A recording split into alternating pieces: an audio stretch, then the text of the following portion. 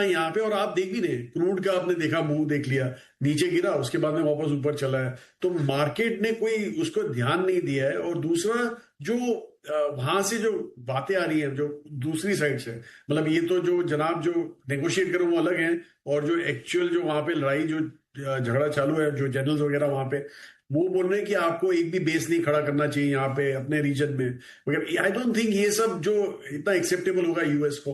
तो मुझे कोई शंका नहीं है कि युद्ध विराम ज्यादा देर नहीं टिकने वाला, और प्रॉब्ली जो 5 दिन का डेडलाइन है उसके बाद में फिर से चीजें वापस आ जाएंगी। और इसराइल तो वैसे चालू ही है अभी, तो इसलिए हमें लगता नहीं है कि ये इतना आपको ध्यान देना चाहिए यहाँ पे।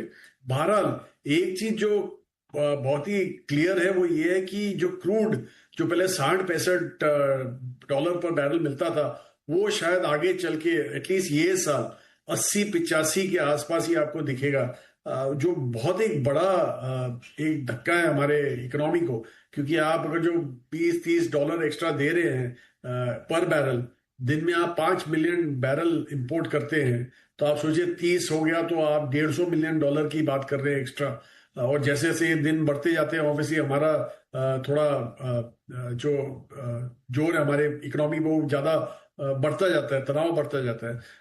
एक पॉजिटिव यही है कि हमारा इन्फ्लेशन काफी लो है, इसलिए हम एब्जॉर्ब कर सकते हैं आज की तारीख में। लेकिन लंबे अरसे तक चला तो आप सोचिए कि डिमांड वगैरह पे काफी इम्पैक्ट आता है। तो इसलिए जरा संभल के रहिएगा, डोंट गेट कैरिड अवे। जब तक इसका सुझाव अच्छी तरह से नहीं दिखता तब तक कॉशियस रहिएगा मार्केट में, बस यही हम कह रहे हैं। आपने एकदम सही कहा भी कि अब ट्रंप पर लोग भरोसा कम कर रहे हैं। अल्टीमेटली जब तक ईरान की टॉप लीडरशिप से ना आए कि युद्ध रुकने के संकेत है, तब तक माने भी तो कैसे ऐसे में। लेकिन क्या एक चीज मान सकते हैं कि बाजार के लिए वर्स्ट इज बिहाइंड, या ये भी अभी जल्दबाजी होगा? क्योंकि अगर दो में से एक पक्ष बातचीत करने को तैयार है, डेस्परेशन तो ट्रंप की दिखा रहा है, तो क्या ये समझे कि युद्ध के लिहाज से भी जितना बुरा होना था हो गया, चलने में चलेगा लेकिन ज्यादा खराब नहीं होगा? कैसा ऐसा सोचना ठीक है या थोड़ी जल्दबाजी है? जी एक्चुअली हमें युद्ध का मेजर इम्पैक्ट हमारा तो वही क्रूड का ही था। करेक्ट, हमें कुछ लेना। और दूसरा जो हॉर्मुज स्ट्रेट को जो उन्होंने बिल्कुल ब्लॉक कर दिया, ब्लॉकेड कर दिया, सप्लाई का प्रॉब्लम हो गया। और एक्चुअली क्रूड एक ऐसी चीज है जो सब चीजों के लिए एक वो है, मतलब शुरुआत यहीं से होती है, प्लास्टिक्स की, पॉलीमर्स की वगैरह, सब शुरुआत यहीं से होती है। तो इसलिए एक सप्लाई कंस्ट्रेंट आस्ते आस्ते बिल्डअप हो रहा था, जो हमें लग रहा है कि अगर जो ये सुझाव होता है, एटलीस्ट आप हॉर्मुज स्ट्रेट खोल दीजिए और क्रूड भाव जैसे मैंने बोला वो तो आपको एलिवेटेड ही रहेंगे, ऊपर ही दिखेंगे। तो इसलिए वो हमें लग रहा है कि वो थोड़ा एक अगर जो खुल जाए तो वही बेहतर रहेगा सबके लिए। और जैसे आपने बोला कि वर्स्ट तो ओवर है, और दूसरा एक और चीज मैं आपको ऐड करना चाहूंगा यहाँ पे कि इंडिया टोटली ओवरसोल्ड है आज की तारीख में। और जो आपने जो मैं प्रोग्राम के पहले जो हमारा प्रोग्राम था उसके पहले मैं देख रहा था, वो गोल्ड और सिल्वर की बात हो रही थी। जो वहां पे हो रहा है वो यही हो रहा है कि जो सेंट्रल बैंक्स हैं, रादर जो सोवियन फंड्स हैं जिन्होंने गोल्ड स्टॉकअप किया था वगैरह किया था, वो अभी बेचवाली में आए हैं वो सब। और वही हो रहा है हमारे स्टॉक मार्केट में भी, ये सोवियन फंड सारे हमारे स्टॉक मार्केट में भी बेचवाली करे जा रहे हैं, और इसलिए इतना हमारे ओवर सेलिंग हुई है। एक्चुअली 17-18 पी पे अभी आप हैं अवेलेबल, जो कि लॉन्ग टर्म आपका 2021 था। तो इसलिए हमें लग रहा है कि ये कुछ ज्यादा हो गया इंडिया में। और होपफुली अगर जो थिंग्स थोड़ी साइडवेज भी चलें तो हमें लग रहा है कि शायद पैसा वापस दिखना चालू होगा हमारे देश को, फॉरेन पैसा। ठीक बात है, बिल्कुल ठीक बात है। ये आपका असेसमेंट एकदम परफेक्ट नजर आ भी रहा है।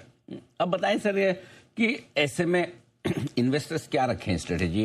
क्या खत्म भले ही ना हो, खत्म होने के संकेत आ रहे हैं, तो क्या निवेश करने के लिए अगर इंतजार कर रहे थे तो शुरू किया जाए या थोड़ा और रुके? नहीं जी बिल्कुल अनिल जी, आई थिंक शुरुआत तो करनी ही चाहिए। और एक्चुअली जो वर्स्ट जैसे पहले भी बोला, वो लगता है कि हो गया है। आप ये सोचिए कि हमारा मार्केट आज की तारीख में जो लेवल पे है वो हमने लास्ट अप्रैल 2024 में क्रॉस किया था वो लेवल, और हम वहीं पे आके अभी रुक गए हैं। तो आप सोचिए कि इतने 2 साल निकल गए, 2 साल में काफी चीजें हुई हैं। ग्रोथ भी अभी आनी चालू हो गई, जैसे सितंबर मैंने बोला कि अच्छी ग्रोथ थी क्वार्टर में, दिसंबर का क्वार्टर भी अच्छा था, और ये क्वार्टर भी जनवरी फरवरी तो बहुत ही बेहतर गया। इनफैक्ट हम होटल कंपनियों से बात करें तो बोले इतना बहुत ही बढ़िया क्वार्टर था उनका, बेस्ट क्वार्टर जो उन्होंने देखा है। फोर्थ क्वार्टर वो जनवरी फरवरी में देखा था उन्होंने, और अनफॉर्चुनेटली मार्च में सब तहस नहस हो गया बिकॉज ऑफ द वॉर। लेकिन डिमांड वाइज डिस्ट्रक्शन ज्यादा हुआ नहीं है। आप अगर जो कंज्यूमर कंपनी से बात करें तो बोले कि इतना डिस्ट्रक्शन अभी के लिए नहीं हुआ है, पर एनीवे जैसे मैंने बोला कि अगर जो लंबा चला तो हो वो भी हो सकता है। इसलिए हमें लग रहा है कि ग्रोथ एक इस्टेब्लिश हो गई हमारी कंट्री में। तो ऑब्वियसली ग्रोथ, लो पी, वही चाहिए होता है इन्वेस्टर्स को to get back in the market. Okay, बिल्कुल ठीक बात है। धीमे धीमे पैसा लगाने के बारे में सोचना चाहिए, और अगर सोचना है तो फिर सर क्या कुछ पसंद आ रहा है आपको बाजार में? हर बार कहते हैं कि तेजी की लीडरशिप बदलती है, तो इस बार जब तेजी बनेगी तो कौन से सेक्टर्स रहेंगे आगे?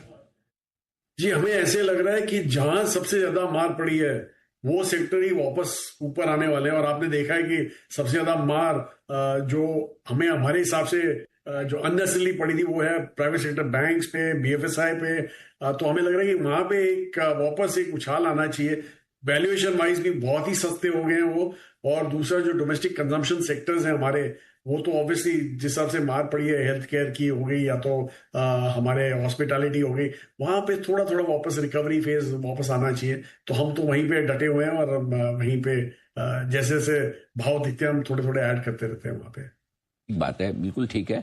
ये भी आइडिया ठीक है कि जहां मार ज्यादा पड़ी और जहां फंडामेंटल्स मजबूत है वहीं पर निवेश करें। एक और सेक्टर जिस पर आपसे राय लेना चाहता हूं वो है आईटी, क्योंकि राय काफी बटी हुई है। कुछ लोगों को बहुत पसंद आ रहा है और कुछ को कम। आप किस कैंप में हैं सर? जी, हम तो बहुत ही कम कैंप में, कम मतलब हम तो नेगेटिव कैंप में, जीरो कैंप में आज की तारीख में। क्योंकि हमारे को बिल्कुल ये जचता नहीं है कि जो हमने तो एक्चुअली आपको याद होगा लास्ट फरवरी 2025 में ही हमने बोला था कि आईटी सेक्टर से दूर रही है, यहाँ पे ज्यादा हमें बढ़ोतरी नहीं दिख रही है। एआई के चलते हमने ये कॉल लिया था।